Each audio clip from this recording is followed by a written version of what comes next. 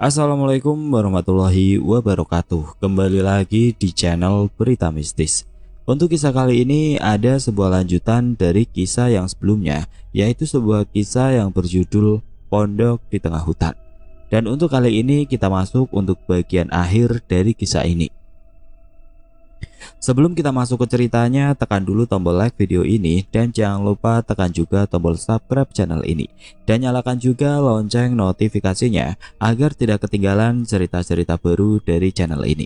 Dan bagi teman-teman yang ingin membaca langsung ceritanya, nanti silakan saja kunjungi linknya yang nanti akan saya sertakan di kolom deskripsi. Dan seperti apa untuk kelanjutan kisah ini, langsung saja kita simak berikut ini.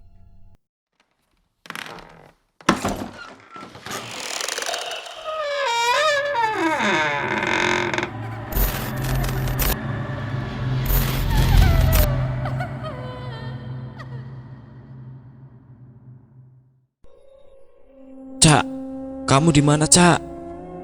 Wendy gemetar, sementara kakinya terus melangkah. Entah bagaimana Ica yang berjalan di depannya tiba-tiba kini sudah tidak terlihat lagi. Apakah Ica berjalan terlalu cepat, atau Wendy yang berjalan terlalu lambat, atau mungkin Ica berbelok arah?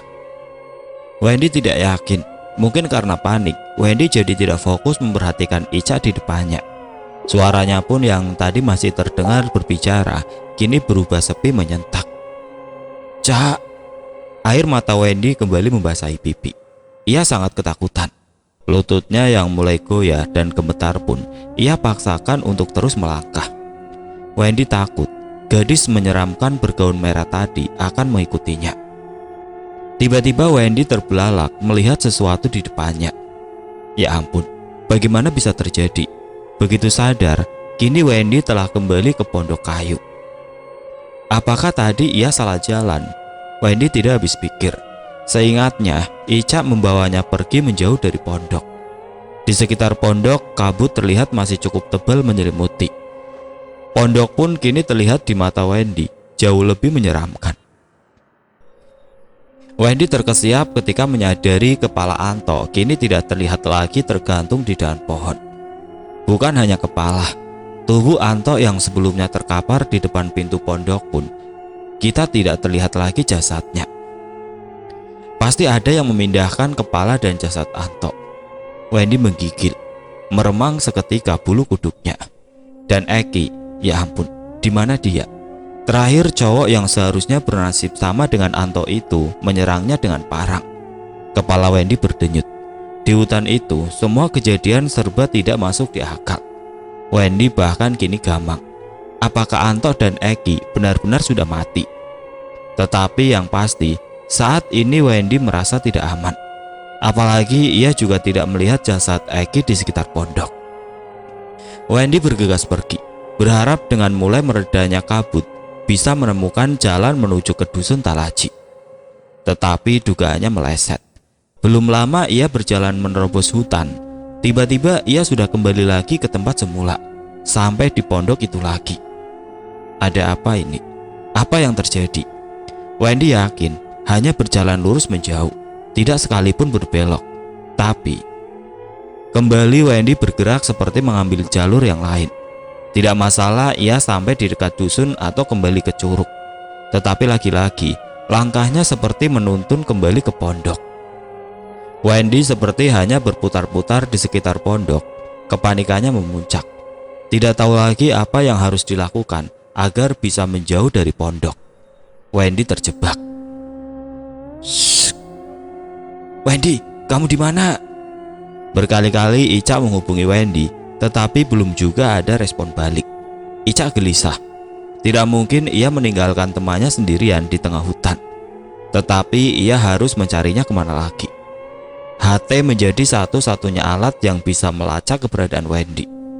Tetapi selama Wendy tidak merespon, sulit bagi Ica menemukan posisi temannya itu. Ica terpaksa menyusuri kembali jalur yang telah dilewatinya tadi. Khawatir Wendy terjatuh di tengah jalan atau kenapa-napa. Secara Wendy yang tadi juga sempat cerita kalau ada seseorang yang telah memukul kepalanya sebelum Ica menemukannya. Kemana anak itu? Bagaimana bisa secepat itu mereka terpisah? Ica benar-benar tidak habis pikir. Kejadian demi kejadian janggal yang dialaminya membuat malam yang dilalui Ica di hutan itu terasa sangat panjang. Di pertengahan jalan, tiba-tiba saja kabut bergulung-gulung di depannya, berkumpul membentuk sosok tubuh perempuan. Ica terperangah, seketika menghentikan langkah. Sosoknya terlihat semakin jelas tersorot lampu senter, berdiri di tengah kegelapan, di antara pepohonan dan semak. Tidak jauh dari Ica berdiri saat ini.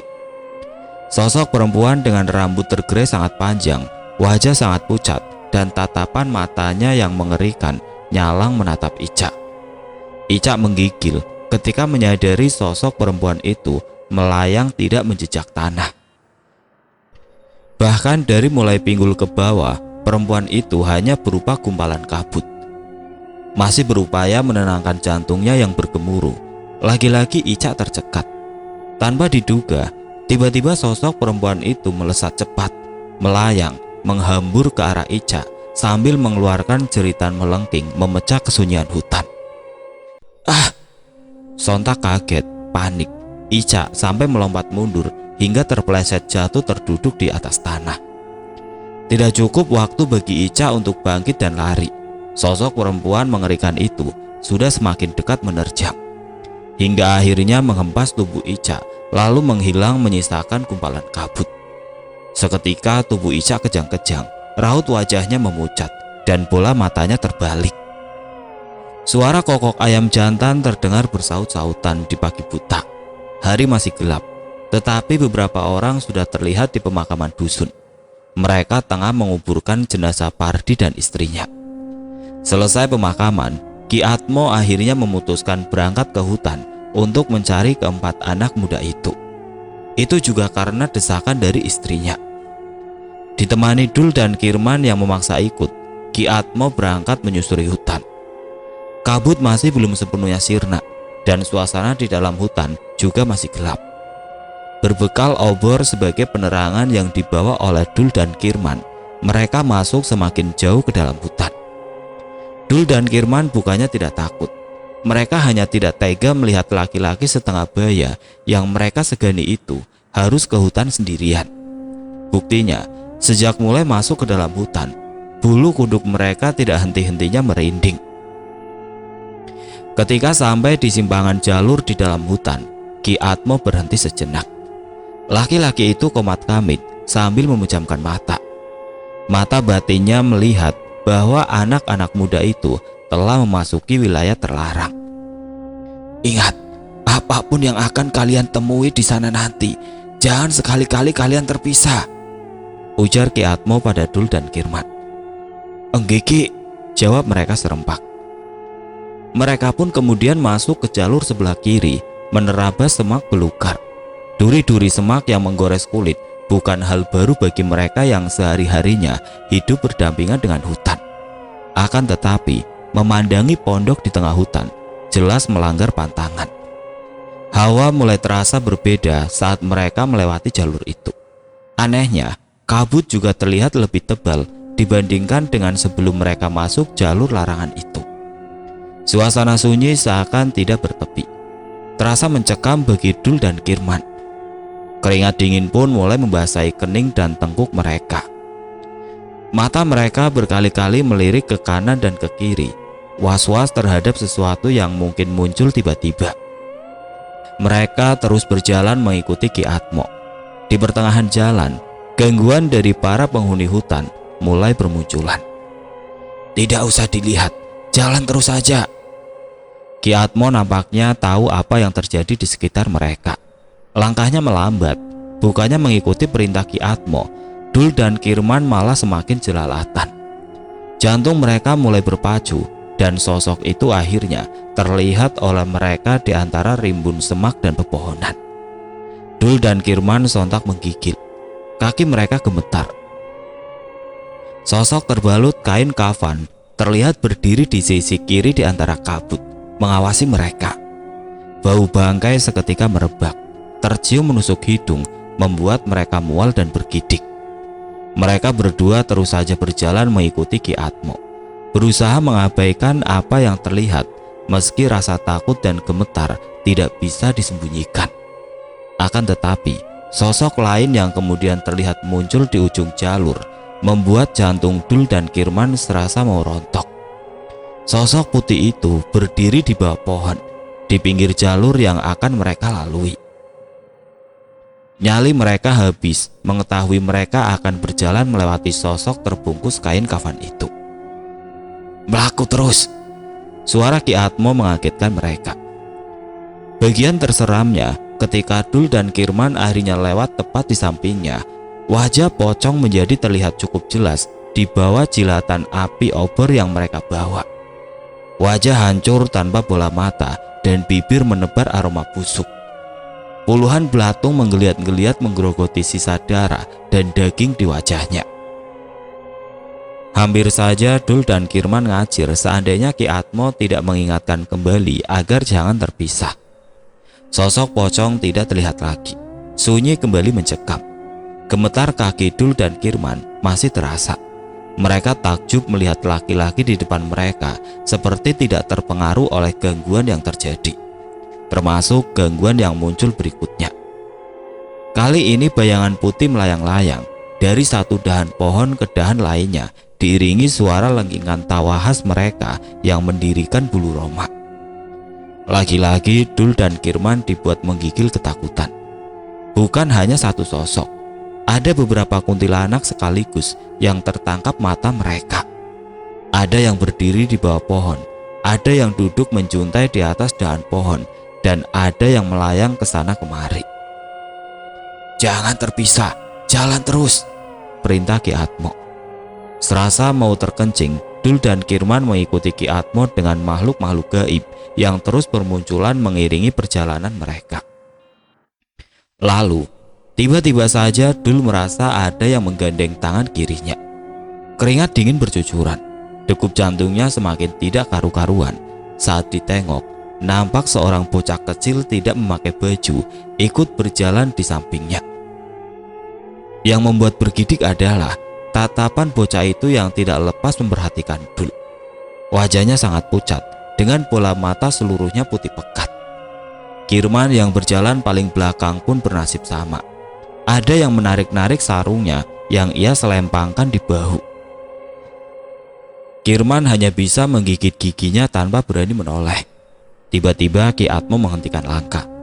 Dul dan Kirman seketika ikut berhenti. Sosok bocah kecil tadi pun menghilang. Tampaknya Ki Atmo merasakan sesuatu. Ia lantas berbelok ke arah kanan, berjalan menerobos hutan, diikuti Dul dan Kirman. Mata batin kepala dusun itu menuntun mereka hingga akhirnya menemukan Ica. Melihat Ica tergolek di tanah, Dul dan Kirman bermaksud menolong, tetapi ditahan oleh Ki Atmo. "Ada yang berdiam di dalam tubuh anak itu." Dua laki-laki itu bergidik, mundur kembali. Selanjutnya Ki Atmo kemat-kamit, matanya terpejam. Dul dan Kirman menunggu dengan perasaan tegang apa yang akan terjadi selanjutnya. Mendadak tubuh Ica menggeliat-geliat aneh. Gerakannya semakin cepat, lalu tiba-tiba tubuhnya bangkit berdiri seperti terangkat. Dul dan Kirman sampai melompat kaget. Ica berdiri mematung dengan mata terpejam. Suasana hening mencekam. Lagi-lagi Dul dan Kirman terlonjak kaget ketika tiba-tiba mata Ica terbuka menatap nyalang. Terdengar suara menggeram dari mulut Ica, diikuti sorot mata tajam melirik ke arah Ki Atmo. "Kenapa kamu datang ke sini setelah kamu buang aku dan anakku, ah?"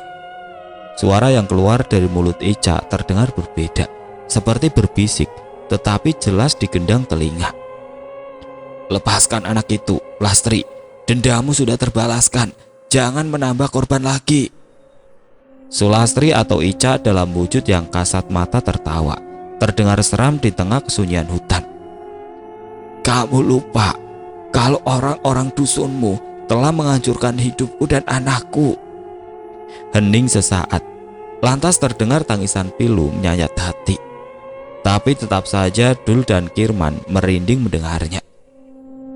"Apa salahku, Kang? Kenapa kalian benci padaku dan anakku?" "Aku minta maaf, Lastri. Kuakui aku salah. Demikian juga orang-orang dusun itu. Tolong dimaafkan. Tidak bisa. Tiba-tiba suara Lastri meninggi. Dul dan Kirman sampai tersentak kaget.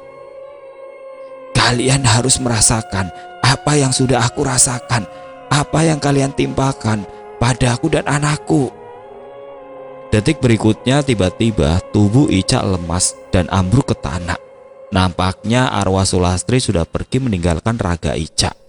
Ki Atmo buru-buru mendekat, mengusap 3 kali kening Ica sambil kemat-kamit, lalu menyuruh Dul dan Kirman mengangkat tubuh Ica. Cepat, bawa anak ini ke dusun, nanti aku menyusul, aku masih ada urusan. Tidak membuang waktu, Dul dan Kirman bergegas membawa tubuh Ica kembali ke dusun. Ica tersadar telah terbaring di atas dipan. Ia mencoba duduk, tetapi kepalanya terasa sakit berdenyut-denyut. Istirahat saja, Nduk. Seorang perempuan parubaya dengan rambut penuh uban merebahkan tubuh Ica kembali. Dia lantas beranjak keluar kamar. Perlahan kesadaran Ica berangsur pulih. Ia mengenali kamar di mana ia berada saat ini. Ica pernah tidur di kamar itu. Tidak salah lagi, saat ini Ica berada di rumah Ki Atmo, kepala dusun Talaji. Dan perempuan yang menemani Ica tadi adalah Mbok Jati, pembantu Ki Atmo. Sudah bangun rupanya. Ica terkejut. Nyai Atmo sudah berdiri di ambang pintu. Perempuan parubaya itu lalu masuk dan duduk di tepi dipan. Dipegangnya kening Ica. Syukurlah, demamnya sudah turun. Bagaimana saya bisa berada di sini, Bu? Dul dan Kirman tadi yang membawamu ke sini pagi-pagi. Dul dan Kirman. Tiba-tiba memori Ica kembali. Ica teringat bahwa ia bersama Wendy, Eki dan Anto terakhir berada di tengah hutan setelah turun dari curug. Sesuatu yang buruk kemudian menimpa Eki dan Anto. Dan Wendy. Ya ampun, Wendy masih berada di hutan. Ica seketika duduk. Pening di kepalanya tidak ia hiraukan lagi. Tetapi Nyai Atmo menahannya ketika ia hendak turun dari dipan. Tenang, Duk, jangan tergesa-gesa.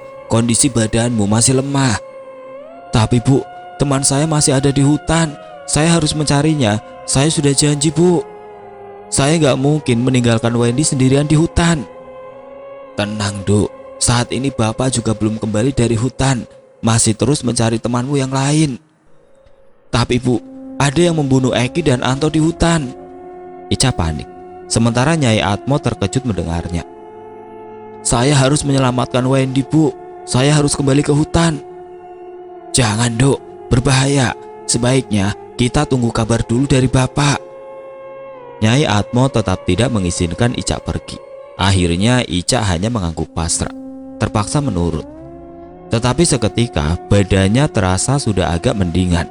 Di saat rumah dalam keadaan sepi, Ica buru-buru memakai sepatu bootnya, mengambil jaket dan senter, lalu bergegas keluar pergi kembali ke hutan.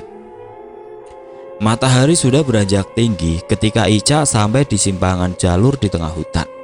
Tidak salah lagi, itu pasti jalur yang menuju ke pondok. Ica masih ingat, Anto pernah menunjukkannya ketika pertama mereka berangkat ke curug. Tanpa berpikir 2 kali, Ica langsung menerobos semak belukar, masuk ke jalur sebelah kiri, jalur larangan. Suasana pun seketika berubah. Bukan kegelapan dan kabut pekat, melainkan hawanya yang terasa aneh, sejuk, tapi singup. Masih terus melangkah, Ica berusaha menekan rasa takut yang mengepungnya. Hanya Wendy yang ia pikirkan saat ini. Ica tidak habis pikir, bagaimana Dul dan Kirman bisa membawanya pulang ke rumah Ki Atmo tanpa ia tahu.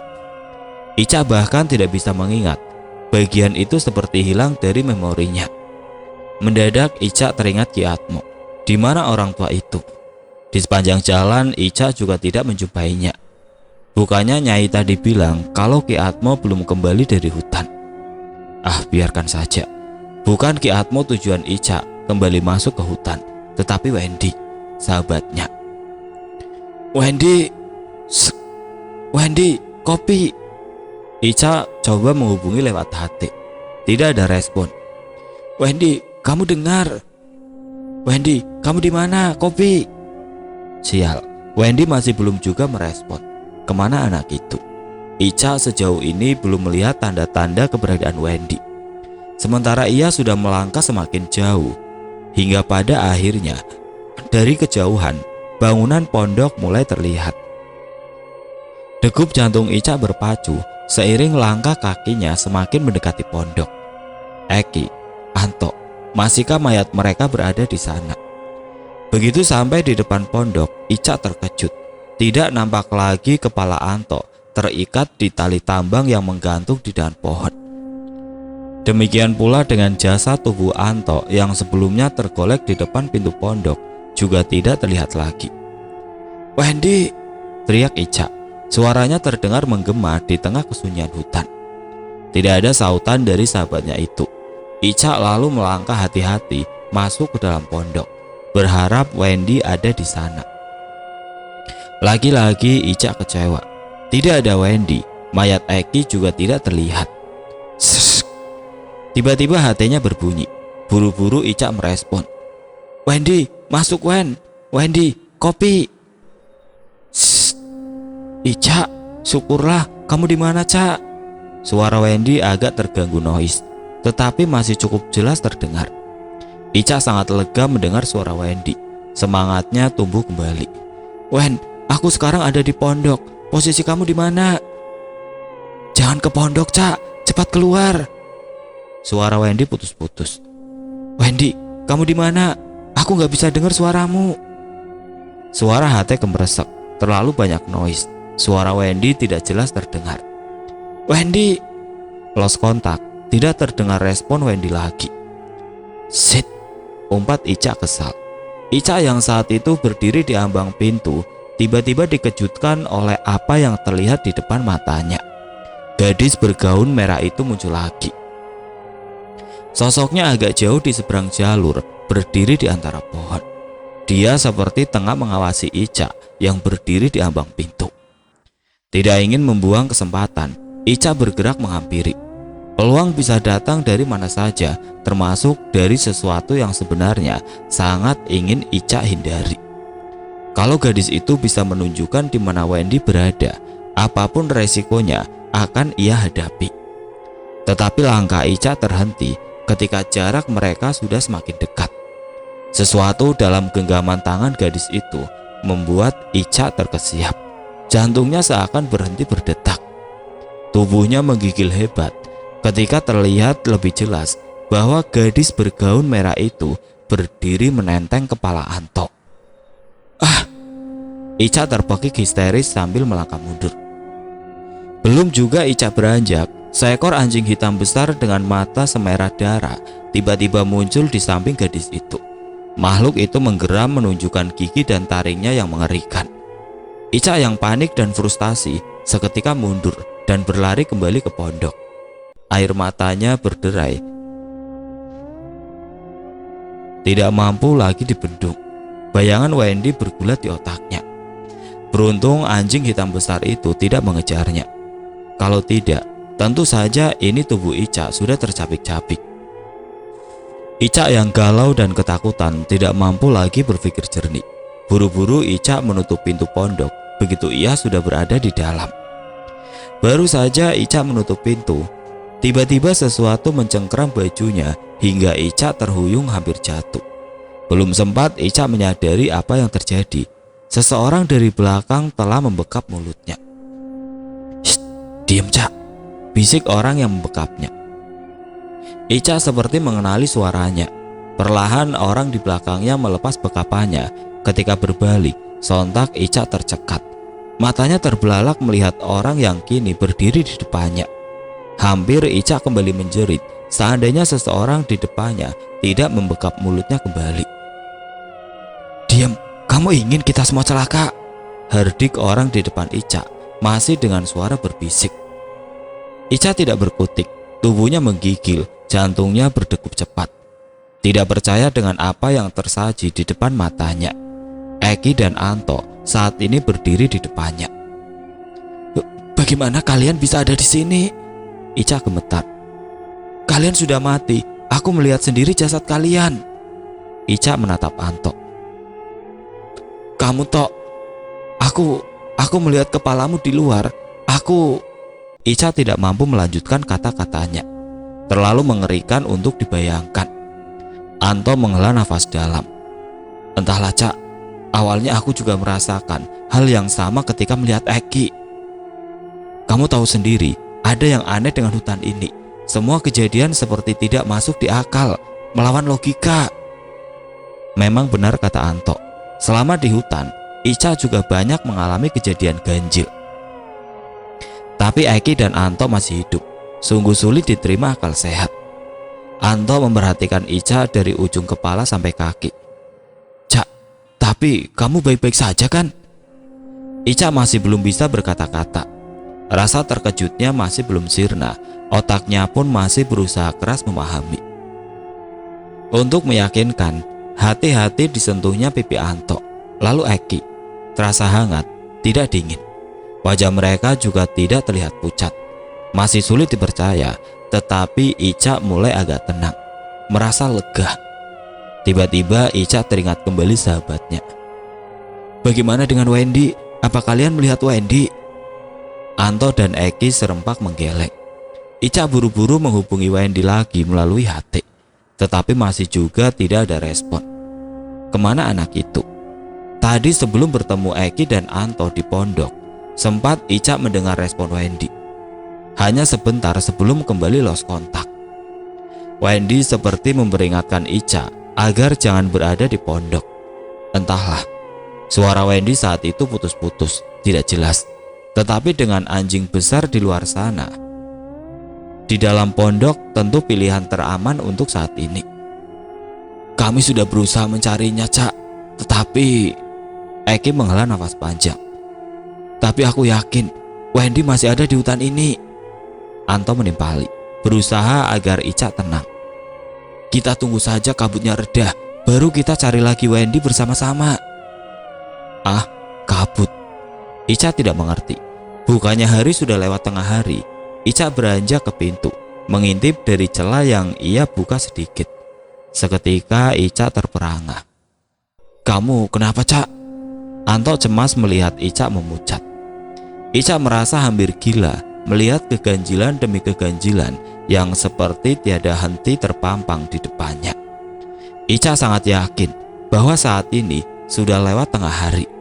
Tetapi apa yang baru saja dilihat di luar pondok benar-benar membuat Ica shock. Di luar keadaannya masih suram, gelap, berselimut kabut pekat.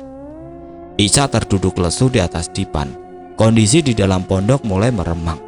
Untung lampu templok masih menyala meski apinya mulai mengecil. Entah sudah berapa lama mereka menunggu, rasanya malam tidak pernah berakhir.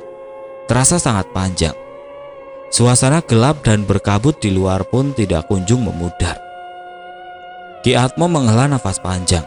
Ia membuka matanya lalu menggelengkan kepala.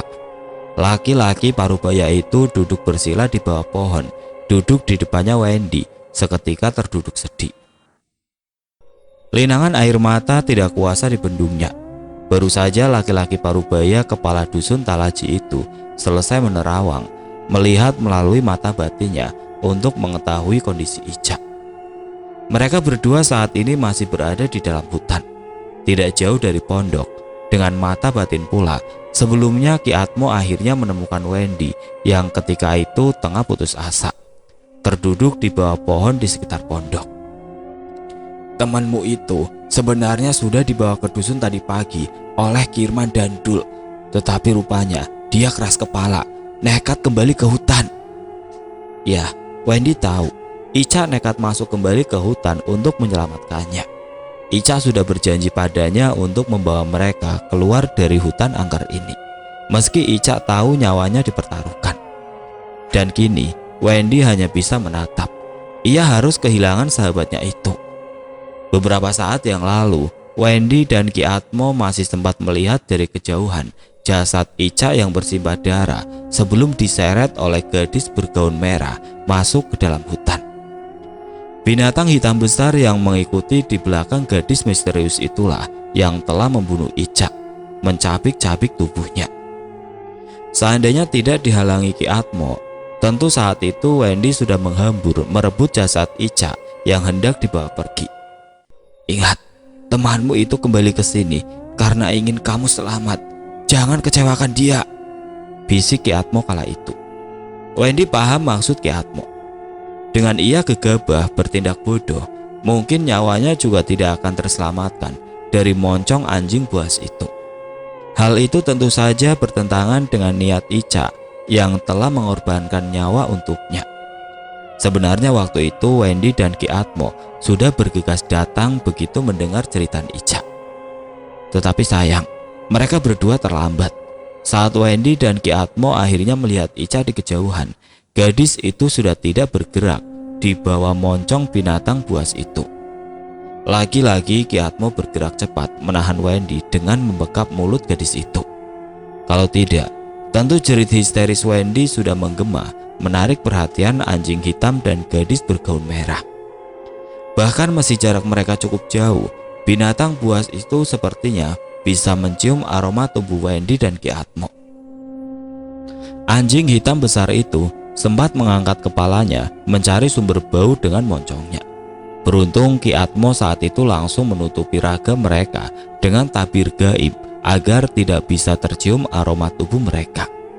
Meskipun mereka tetap harus bersembunyi agar tidak terlihat oleh makhluk buas itu.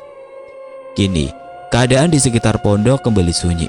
Gadis bergaun merah dan anjing besar itu tidak terlihat lagi. Begitu juga dengan jasad Ica, hilang di balik hutan. Ica, maafin aku, Cak. Wendy masih meratapi kepergian Ica. Sudah, Nduk. Tidak ada gunanya kamu meratapi seperti itu. Semua memang sudah jalannya dari Gusti Pangeran. Ki Atmo mencoba menenangkan Wendy. Bapak lihat, arwah Ica terjebak di dalam pondok bersama dua temanmu yang lain. Mereka hanya nggak sadar kalau mereka sebenarnya sudah mati. Mendengar itu, Wendy semakin larut dalam kesedihan. Air matanya tidak henti berlinang. Sungguh, Wendy tidak pernah menyangka akan kehilangan sahabat dan teman secepat itu. Wendy mengambil ponselnya. Tangannya gemetar ketika mengambil benda persegi itu dari balik jaket. Ia lalu membuka galeri, melihat foto-foto mereka berempat di layar ponsel. Dari mulai sebelum mereka berangkat sampai terakhir ketika mereka berada di Curug. Kehebohan, kekonyolan, dan kegembiraan yang terpancar dari setiap pose dan wajah di dalam foto-foto mereka semakin mengiris hati dan kesedihannya. Wendy tidak menghiraukan air mata yang bergulir deras melewati pipinya. Ica, Eki, Anto, maafin aku. Kalian sahabat dan teman terbaik yang pernah aku kenal. Isak tangis Wendy mulai lirik. Semoga kalian bisa menemukan jalan pulang nanti. Wendy lalu menatap ke sekeliling. Ica, Eki, Anto, Curug dan hutan ini akan menjadi saksi petualangan terakhir kalian. Ki Atmo merasa iba melihat kesedihan Wendy yang mendalam. Ia pun tidak bisa berbuat banyak. Tetapi suasana saat itu mulai meredup dan mereka tidak boleh berlama-lama berada di hutan. Ayo, Nduk, sebaiknya kita pergi ke dusun. Sudah menjelang sore, sebentar lagi surup. Jangan sampai kita kemalaman di hutan ini, atau kita tidak bisa keluar lagi. Wendy hanya bisa pasrah. Tidak ada lagi yang bisa dilakukannya. Sambil menyeka air mata, Wendy melangkah mengikuti Ki Atmo, berjalan kembali ke dusun. Malam telah beranjak. Matahari sudah tenggelam sempurna di garis cakrawala. Di pinggiran kota, di sebuah ruangan kantor, seorang laki-laki berusia sekitar 40 tahunan masih merapikan berkas-berkas laporan yang baru saja ia selesaikan. Ngelembur lagi, Pak Mandor. Laki-laki yang disapa Pak Mandor terkejut. Kamu, Komar, bikin kaget saja. Ini udah selesai kok, tinggal merapikan. Iya, Pak Sarip, jangan kemalaman. Kasihan ibu di rumah sendirian, goda Komar. Bisa saja kamu. Aduh. Tiba-tiba Sarip menepuk jidatnya. Kenapa, Pak? Ada apa, Pak Sarip? Ada satu berkas tertinggal di pabrik. Ah, kenapa baru ingat sekarang? Biar saya ambilin, Pak. Nggak usah, kamu lanjut keliling aja. Lagian kamu nggak bakal tahu berkas yang mana. Iya Pak, Komar nyengir. Baiklah, kalau begitu Pak, saya lanjut tugas keliling dulu. Iya. Sarip kemudian bergegas menuju ke ruang pabrik. Ia ingat berkasnya tertinggal di atas mejanya. Ketika berkas sudah diambilnya dan ia bersiap hendak keluar, tiba-tiba terdengar seperti ada benda jatuh. Bunyinya menggema di ruangan pabrik yang cukup luas. Sarip memperhatikan dari balik dinding kaca ruangannya. Ruangan pabrik terlihat sepi dan gelap. Tang! Bunyi itu terdengar lagi. Jelas itu bukan bunyi benda jatuh, tetapi bunyi besi beradu. Alias ada yang memukul salah satu mesin pabrik dengan sengaja. Apakah masih ada orang di dalam pabrik? Apakah Komar belum mengecek pabrik? Biasanya ruang pabrik yang pertama kali diceknya, baru kemudian ruangan lainnya. Atau jangan-jangan ada pencuri masuk. Tah! Berbekal senter dan sebuah kunci Inggris buat jaga-jaga, Sarip bergegas berjalan menuju ke arah asal bunyi. Ia tidak ingin mengambil resiko kalau seandainya ada pencuri masuk. Bunyinya sepertinya berasal dari sisi timur yang gelap. Sarip memang tadi hanya menyalakan lampu di ruangannya di mana ia meninggalkan berkas.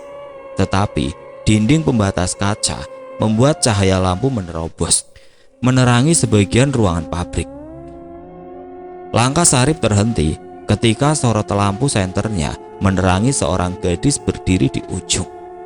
Kurang begitu jelas karena jarak yang masih lumayan jauh. Tiba-tiba lampu senternya padam. Sarip memukul-mukulkan senter ke tangannya. Senter akhirnya menyala lagi. Sarip terkejut ketika ia sorotkan kembali lampu senternya ke ujung.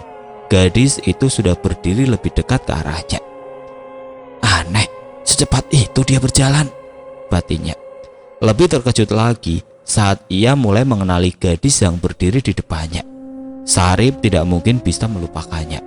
Itu adalah gadis yang pernah ia paksa melayani nafsu bejatnya di gudang pabrik. Ningsih. Belum hilang rasa terkejut melihat Ningsih yang tiba-tiba muncul di depannya. Entah kenapa lagi-lagi lampu senternya padam. Sialan, Sarip gusar. Senternya mendadak error. Kembali ia pukul-pukulkan ke tangannya hingga beberapa saat kemudian akhirnya menyala kembali. Tetapi betapa terkejutnya Sarip ketika senter ia sorotkan lagi. Ningsih sudah ada tepat di hadapannya. Tubuh Sarip menggigil seketika. Melihat Ningsih yang dulu cantik kini tampak menyeramkan dengan rambut panjang berantakan dan wajah pucat mengerikan. Senyum yang tersungging di wajah pucat Ningsih bahkan membuat Sarip bergidik. Bulu kuduknya seketika meremang, degup jantungnya pun mulai berpacu. Saat itu Sarip mulai merasa ada yang tidak beres. Kamu kenapa ada di sini? Otak Sarip masih belum bisa memahami bagaimana Ningsih bisa berada di dalam pabrik malam-malam. Apalagi setelah sekian lama tidak terdengar kabarnya sejak gadis itu mengundurkan diri dari pabrik. Kamu gak kangen sama aku, Sarip? Sarip masih bisa mengenali suara Ningsih, tetapi kini terdengar seram. Lagi-lagi Sarip merinding. Tiba-tiba Ningsih mengangkat tangannya. Sarip terkesiap. Tangan itu menggenggam sebilah pisau yang terlihat sudah berkarat dan menghitam. Herannya, Sarip hanya bisa menatap nanar tanpa mampu bergerak. Hanya satu tarikan nafas, pisau itu sudah menghujam di leher Sarip.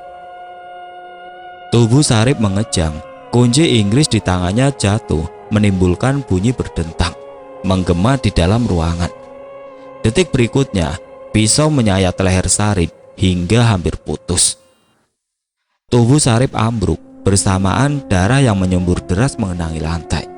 Sarip kejang-kejang sekarat, tetapi teror belum berakhir. Sayatan mengerikan berikutnya adalah tertuju pada sesuatu di selangkangannya. Oke teman-teman, seperti itulah akhir dari kisah ini. Bagaimana menurut kalian tentang kisah ini? Tulis komentar kalian di kolom komentar. Dan bagi teman-teman yang baru bergabung, jangan lupa untuk like, komen, share, serta subscribe channel ini. Dan nantikan kisah-kisah horor berikutnya tetap di channel Berita Mistis. Wassalamualaikum warahmatullahi wabarakatuh.